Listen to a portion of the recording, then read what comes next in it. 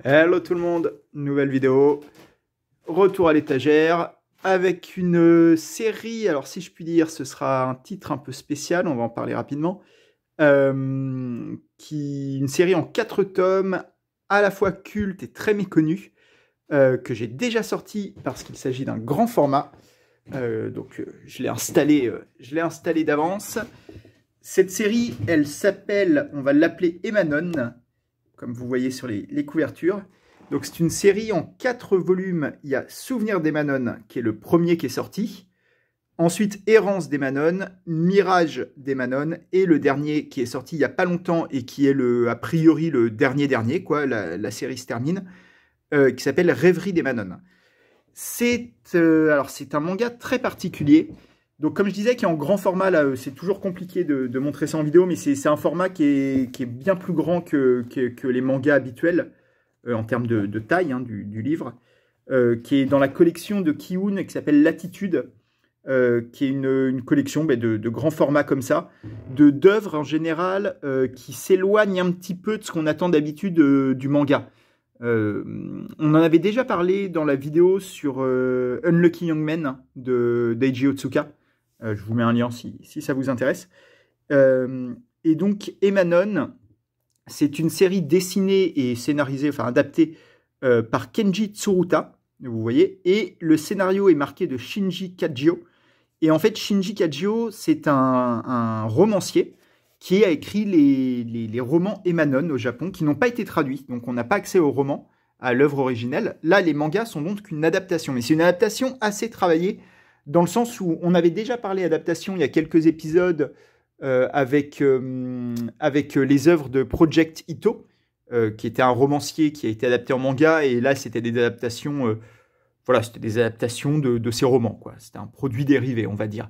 Là, on sent, et d'ailleurs il y a des notes du mangaka, que Kenji Tsuruta a essayé de réinventer un petit peu l'œuvre via le manga, a essayé de trouver des manières de rendre l'adaptation pertinente, intéressante, de pas simplement exploiter le scénario sous une autre forme de manière bête et méchante, on va dire. C'est toujours, alors avec les grands formats, c'est toujours un peu compliqué de bien filmer les pages. Hop, je vais essayer de reculer un tout petit peu, voilà. Et donc oui, il a essayé d'adapter un peu le roman de les romans de Shinji Kajio de manière intéressante. Donc les romans et les mangas, de quoi ça parle? Ça parle de Emanon, qui est, alors c'est un récit de science-fiction. Emanon est une femme, c'est celle que vous voyez quasiment sur toutes les pages que je tourne, hein. C'est une femme qui, on l'apprend très rapidement, a la mémoire de toute l'humanité. C'est-à-dire qu'à chaque génération, chaque nouvelle génération, quand elle a 20-30 ans, elle a un enfant qui va hériter de sa mémoire. Et elle va la perdre, elle va devenir presque catatonique en fait. Et l'enfant va devenir l'héritière. Et quand cet enfant elle-même aura 20-30 ans et qu'elle aura une autre fille qui elle-même va hériter de la mémoire, et ainsi de suite, et ainsi de suite. Ce qui fait que la Emanon qu'on suit dans les récits a 3 milliards d'années de mémoire en elle, parce que ce cheminement, cette suite de mémoire qui se passe, existe depuis les tout premiers êtres unicellulaires au début de la vie sur Terre. Et donc voilà, donc on suit cette Emanon. Et il y a un truc très intéressant dans les récits, c'est que on ne sait jamais bien quel Emanon. C'est-à-dire, vous voyez cet enfant-là que vous voyez sur la page de droite, ben c'est aussi Emanon. Et sa mère est Emanon également, mais elle est en train de perdre la mémoire. La nouvelle Emanon, c'est la petite. La mère n'est plus vraiment Emanon. Et là, on a une Emanon adolescente. Là, peut-être... alors là, non, là, c'est un autre personnage. Je ne vais pas tout vous dévoiler, mais voilà. Donc, on suit une Emanon à travers différentes époques, différents lieux, avec... c'est toujours un peu le même personnage, comme elle a toujours la même mémoire. Ça pose la question de l'identité. Est-ce que la mémoire est une identité, en fait? Est-ce que c'est ça qui nous définit? Peut-être, peut-être pas. Mais en tout cas, elle a toujours la même mémoire, mais elle n'est plus au même endroit, c'est plus la même période. Et elle se ressemble toujours à peu près, elle a un peu toujours le même physique. Elle a toujours cette habitude de fumer clope sur clope, elle est tout le temps en train de fumer, quasiment dans toutes les cases. Et elle est comme ça, un peu une observatrice de l'humanité depuis les débuts. Donc voilà, ça c'est le scénario, on va suivre cette Emanon à travers... Alors, je dis, là, je passe un peu parce qu'il y a un récit avec beaucoup de nudité, alors que pas du tout pornographique, mais où juste Emanon est très nu dans ce récit-là. Et YouTube ne va pas aimer ça, donc je passe un peu. Et oui, et donc voilà, on va suivre cet Emanon à travers, non pas toute l'histoire, même si on aurait pu, mais il y a pas, c'est pas une ambiance Emanon au Moyen-Âge, Emanon à la préhistoire, c'est pas ça. Là, c'est vraiment que la deuxième moitié du XXe siècle. Et donc, on va la suivre, interagir avec quelques personnages qui vont apprendre son secret ou non. On va la voir mener des petits morceaux de vie, en fait, comme ça, sur 2-3 générations, se lier avec des humains ou non, ou justement éviter de se lier avec des humains. Et en fait, il y a les récits, donc comme je vous disais, les 4 titres sont différents. C'est la série, moi je l'ai appelée Emanon, mais en fait c'est 4 titres qui se vendent, on va dire, comme indépendants. Rêverie, Mirage, Errance et Souvenir, le premier. La vérité, c'est qu'ils ne sont pas si indépendants que ça, quand même. Vous pouvez un peu les lire dans n'importe quel ordre, mais il y a beaucoup de références les uns aux autres. Ils se renvoient la balle assez souvent, avec des personnages qui reviennent, mais parfois sous d'autres formes, des références aux récits qu'on a déjà lus dans certains récits nouveaux. Ça joue, ces 4 mangas jouent sur une narration très très étrange, qui n'est pas du tout incompréhensible. C'est très compréhensible, hein, Emanon. C'est des histoires assez simples, très tranches de vie. En fait, sur 100 pages, on va avoir une tranche de vie d'Emanon en interaction. Souvent, la tranche de vie en question se résume souvent à une situation en réalité. Le premier manga, par exemple, Souvenir d'Emanon, c'est simplement un voyage en bateau où un mec tombe un peu amoureux d'elle pendant le voyage. Et elle lui raconte son secret, ils discutent, et puis quand ils arrivent sur place, c'est les au revoir. Voilà, c'est l'intégralité du manga. Et les autres sont un peu comme ça, c'est des histoires très tranches de vie. Donc c'est pas du tout difficile à comprendre, malgré le principe assez expé. Mais par contre, c'est la narration qui est ultra intéressante, c'est pour ça que je voulais vous parler de ce manga, parce que le mangaka Kenji Tsuruta, je ne sais pas si ça vient des romans originels ou non, mais j'ai l'impression que c'est un peu une nouveauté faite par lui, s'amuse beaucoup à jouer sur l'ellipse et sur le non-dit. Pour vous donner une idée, à la fin d'un récit, par exemple, Emanon, il y a un des récits, je ne sais plus dans quel volume, où Emanon rencontre quelqu'un d'autre qui a des pouvoirs, à savoir que l'autre personne peut lire dans les pensées des gens et voir plus ou moins le destin des gens via leurs pensées. Donc c'est un autre pouvoir que celui d'Emanon. Emanon ne peut pas faire ça. Et cette personne vient la voir et lui dit je sais que dans 20 ans, toi et moi, on va se marier. Je l'ai lu dans nos pensées. On est destinés à être l'un avec l'autre. Emanon déteste ce gars. Il y a une interaction dans un bar avec lui. Voilà. Et on n'a pas la fin de cette histoire. Voilà, ça s'arrête là. Emanon discute dans le bar avec ce gars. Le mec se tire. Et l'histoire se termine avec Emanon qui dit je n'ai pas eu de nouvelles de lui pendant 20 ans, puis il est revenu. Et ça s'arrête là. On n'a jamais l'explication, on n'a pas la suite.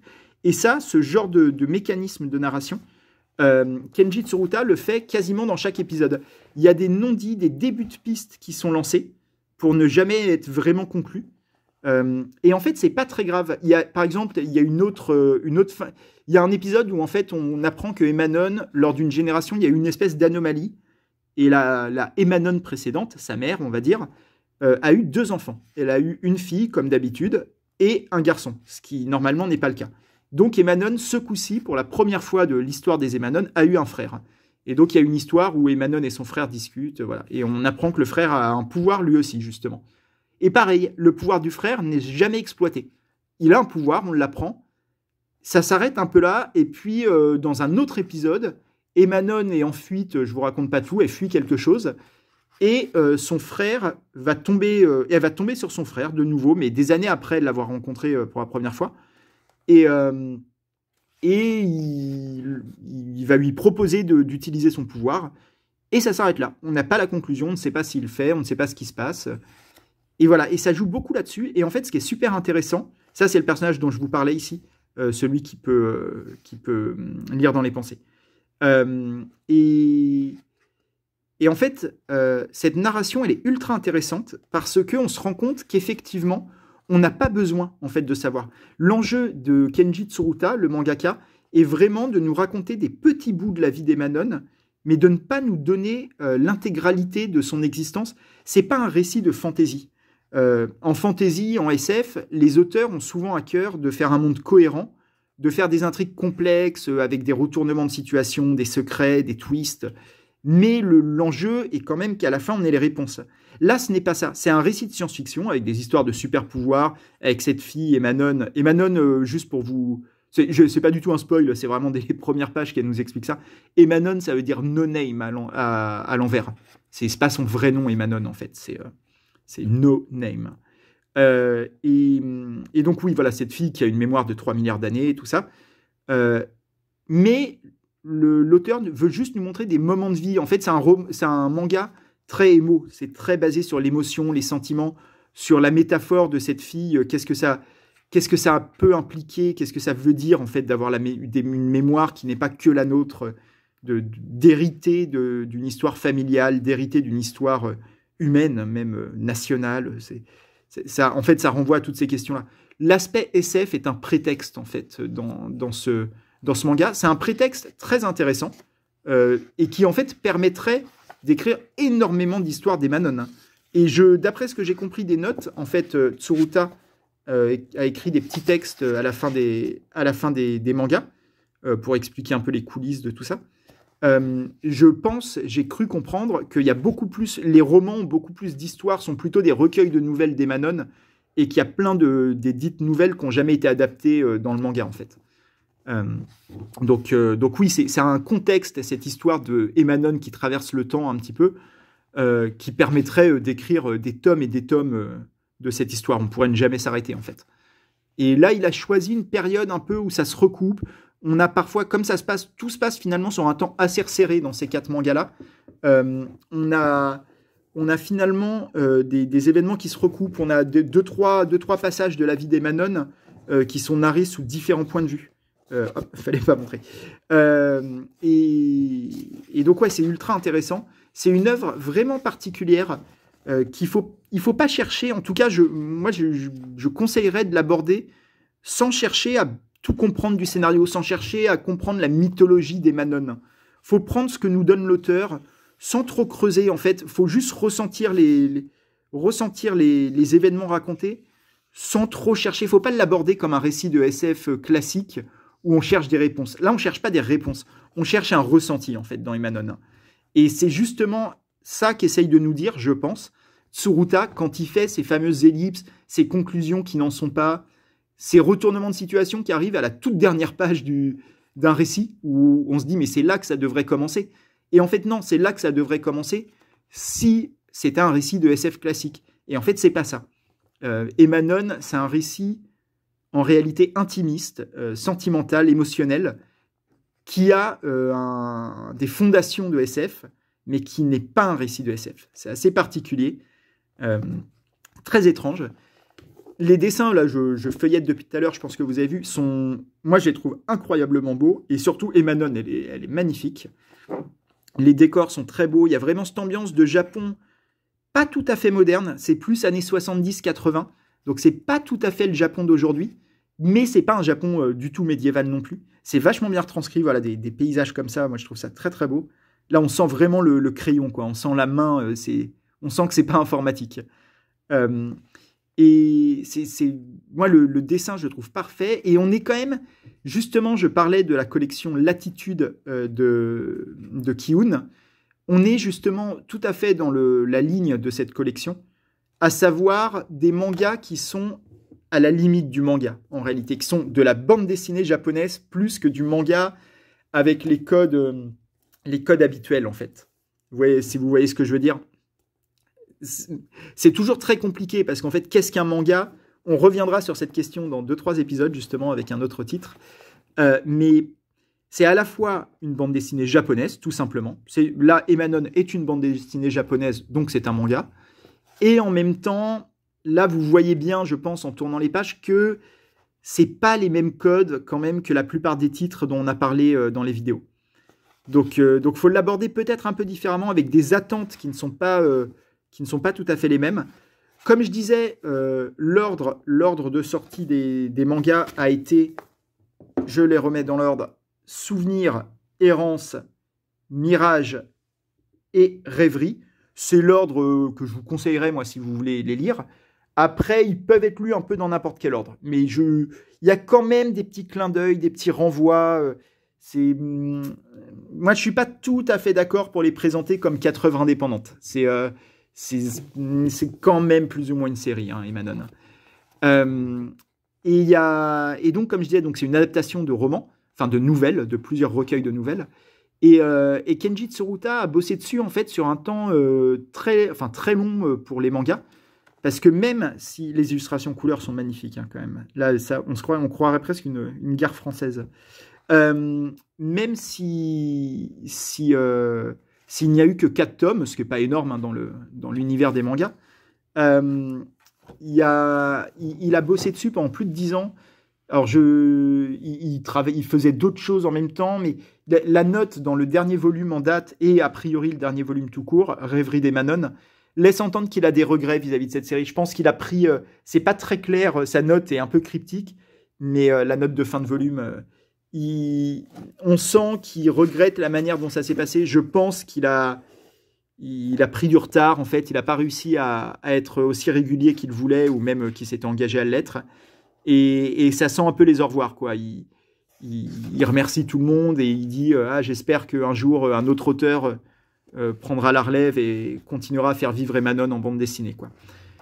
Moi, je serais vraiment curieux de lire les romans pour voir qu'est-ce qui vient de la BD, qu'est-ce qui vient du matériau originel. Parce que là, j'ai vraiment l'impression, mais c'est mon ressenti, je ne peux pas le prouver, vu que je n'ai pas accès au roman, que Kenji Tsuruta, le mangaka, a fait une œuvre bien plus personnelle qu'une simple adaptation. Que ce soit par le graphisme, par cette manipulation de la chronologie. Les récits sont absolument pas dans l'ordre, hein, évidemment, dans les 4 volumes. On passe du passé au présent au futur. Par ce sens de l'ellipse très bizarre dont je parlais, à mon avis, il s'est bien amusé quand même. Enfin, il a tenté des choses. Et d'ailleurs, il l'explique encore une fois dans les textes de fin de volume, qu'il a tenté de compiler plusieurs nouvelles d'Emanon en un seul récit. Enfin, je pense qu'on est au-delà de la simple adaptation. Mais c'est à vérifier. Si un jour, un éditeur, peut-être Kiun, voulait traduire les romans, à mon avis, ce serait pas mal. Donc voilà, j'ai l'impression que les gens en France qui ont lu Emanon ont tous adoré. Et c'est vraiment un très très bonne BD, hein, Emanon. Là, les 4 volumes, je vous le conseille très très fort quand même. Tout le monde semble avoir adoré. Par contre, faut creuser un peu pour trouver des gens qui l'ont lu, justement. Mais si vous la lisez, je vous garantis presque la satisfaction. Encore une fois, vous ne laissez pas impressionner par tout ce que j'ai dit sur le côté expérimental de la narration. En fait, les récits sont très simples à lire, hein. C'est des récits émo, très tranches de vie, très, très touchants sur les sentiments, sur la contemplation. C'est pas du tout compliqué. C'est pas du tout dur d'accès. C'est juste que ça joue sur des ressorts narratifs et sur des attentes par rapport au lecteur qui ne sont pas celles de d'habitude. Voilà. Mais je vous la conseille très très fort. Donc Emanon, Souvenir, Errance, Mirage et Rêverie. Emanon de Kenji Tsuruta au dessin et à l'adaptation, adapté d'un scénario, enfin d'un roman de Shinji Kajio. Voilà. Et c'est chez Kiun, collection Latitude. À bientôt, merci beaucoup de continuer à regarder mes vidéos. On est presque 100 abonnés, donc merci beaucoup pour une chaîne autant faite à l'arrache. Je trouve ça assez cool, je vous remercie pour vos commentaires et tout ça, je lis tout. J'essaye de répondre à tout, quand vous avez des questions, j'essaye de répondre. Et je vous remercie, on se dit à très bientôt pour cette fois juré, ça fait 3 vidéos que je dis que je fais ça, mais juré cette fois, la prochaine, ce sera sur Happy. Ciao, au revoir, merci beaucoup.